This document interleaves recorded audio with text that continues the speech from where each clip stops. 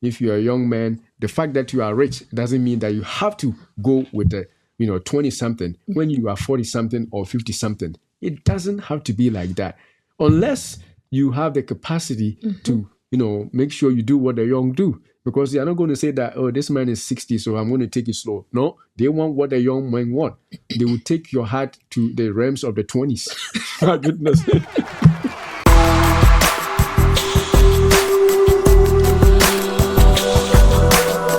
How to beat sexual dysfunction. Now, what I'm going to tell you though is that if you are already facing some problems with dysfunction, we have something at the end of the show for you. So I'm not going to say it. Stay until the end to see what I'm going to give you, especially if you're already on a medication to treat it. Diet and exercise is the first thing to fix every problem. First thing to fix any problem. If you don't know, if your doctor hasn't said anything, you just start dieting well and exercising well. That is the beginning of the thing. And we're going to talk about even details of what kinds of exercises to do as we move forward in the future. I think sometimes when people hear diet, they think that is dieting. Diet is just food, Diet is just food. So what kinds of foods do you eat? Some milks are full of hormones that can affect your function, your cholesterol and your hormonal function. So diet is just the kinds of foods that you do. Don't get scared when you hear diet. Like, oh, I hate dieting. I don't like dieting. It's not about dieting. It's about the food choices, the right foods that you take. It's not just any food that you ingest. You just look into it.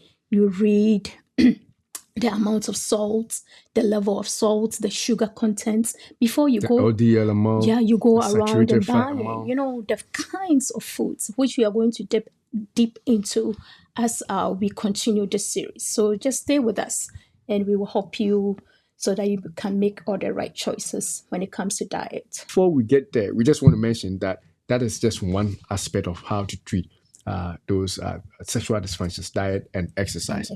And exercise too is not just to lose weight or be skinnier, right? Yes. It's just to help your heart pump and your heart health so that your heart will function heart well. And brain, yeah, so that your system is all on point and you are able to function.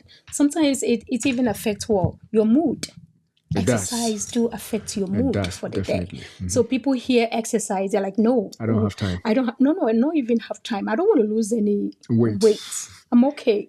I'm at the right point, the right weight level that I don't need to exercise. That's not what we are saying. Exercise is just allowing your heart health, your heart to function well by pumping it, making it go pump every morning, every now and then, so that it stays healthy. And that helps with all the other good stuff like cholesterol, and it helps with all the other stuff that happen in the night that is not happening right. Trust me, exercise will fix a lot of those, because you have, like she said, you have worked on your heart. So the man that died in the hotel, if they had, my goodness, if they had the right exercises, if they had done the right stamina, because they lifted the weights, they ran on the treadmill, they did that, their heart would have been used to that, and so wouldn't have happened. I don't know how the lady pushed them though. So. And then the next one that we also suggest would be medications. At some point, when you get to some age, the cholesterol plaques may have been forming for years. You only found out, when you were like 65, 50, 55, 60, 70. And at that point, if, you cannot reverse it so much, your doctor may put you on medications, not just to, treat the cholesterol, but also to treat, the erectile dysfunction or the inability to be aroused as a woman. They can treat all that, So medications can be used. And apart from medications, there are counseling sessions that can be used, and that's something we also call psychological issues that could be made. If you want to talk to a counselor, a pastor in particular in our community, most of our counselors are the pastors.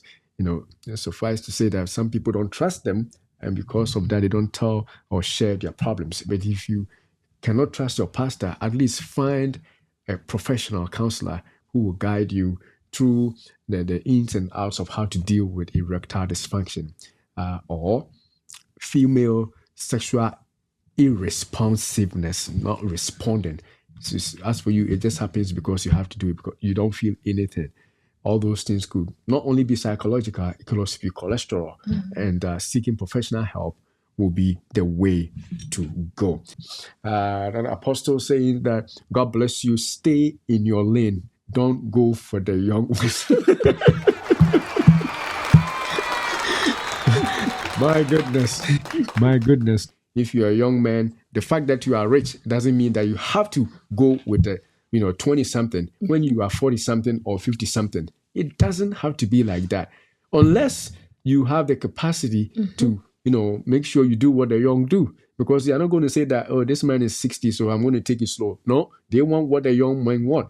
They will take your heart to the realms of the 20s. My goodness. And God forbid, what happens to you when you are alone there, and sometimes they get scared because the way you will pant, the way you will breathe, and you will lose them to a younger man, and then you will be heartbroken again. So, Apostle, thank you. Stay in your lane, young men. Be with your wife. If you are watching, if you watch it all the way to the end, I have something to give you, especially if you're already being treated for erectile dysfunction or ED. And this is what I have. If you have a pen and paper, you can copy this down. If you are on medication, you are in the United States of America.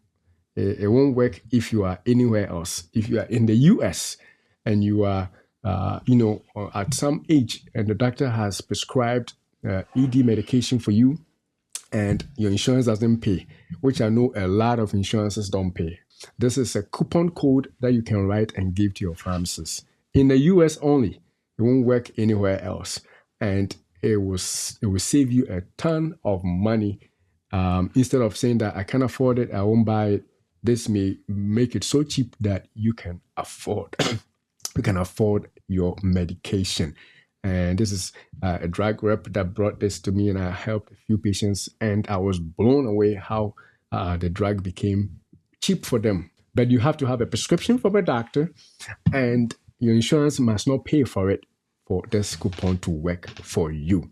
Just write it down and show it to your pharmacist in the US if your insurance doesn't pay for your medication. But most importantly, what I would ask of you is to roll with us in our future episodes and see how you can actually work on your cholesterol, begin to get the heart stamina that Gifty was mentioning, and actually be able to do things more naturally. I know that with age, sometimes it is not easy to go back and change a lot of the things. But I don't want you to just use medication as, oh, I got the drug, I'm good. You guys can keep your shows, I'm all done. No, come on, man.